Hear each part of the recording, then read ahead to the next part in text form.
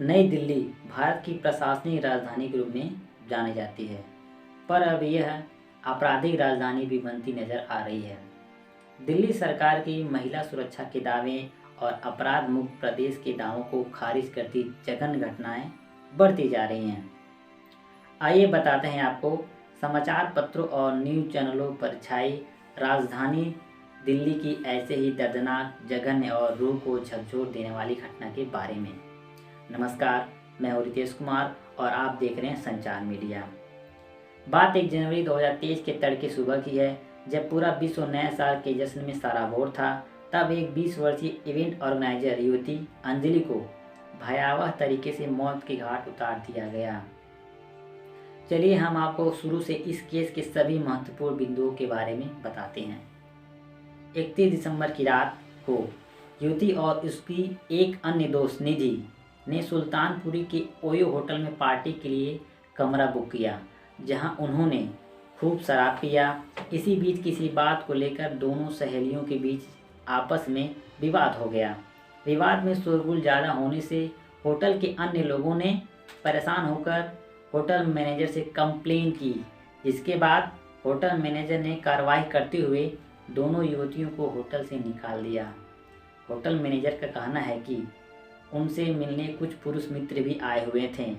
Manager ने यह भी बताया कि इन युवतियों को पहले से भी होटल में कमरा बुक करते देखा गया है। होटल मैनेजर के इस बात से युवतियों के चरित्र पर भी सवाल उठ रहे हैं। घटना की रात को जब दोनों युवतियों होटल से निकली तो अंजलि ने स्कूटी निकाला और दोनों बैठकर घर की तरफ चल दी। अंजलि की दोस्त और इस घटना की एकमात्र चश्मदीद निधि ने बताया कि कार से पहले उनकी स्कूटी एक ट्रक से टकराते टकराते भी बची थी। निधि ने यह भी बताया कि कार ने उसको सामने से टक्कर मारी थी। सामने से टक्कर मारने की वजह से निधि छिटक गई, जबकि अंजलि कार के नीचे कहीं फंस गई। इस घटना से निधि इतना डर गई थी कि उसने किसी को कुछ नहीं बताया और घर जाकर चुपचाप सो गई। फिर जब सुबह उसने टीवी पर अपनी सहेली को देखा तो उसके होश ही उड़ गए।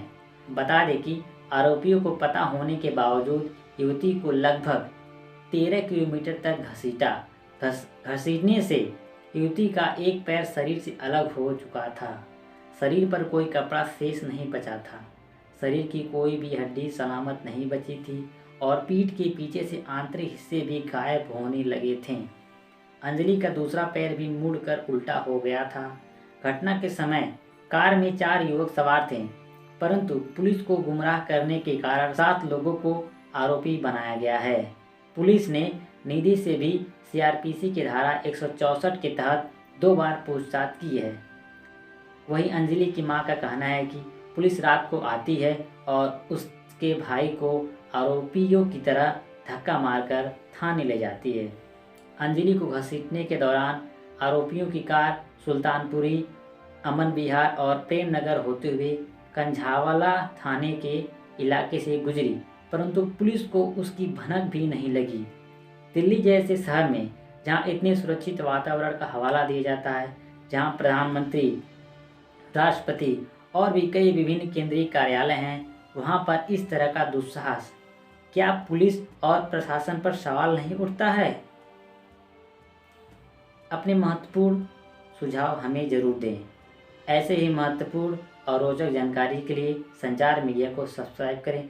धन्यवाद।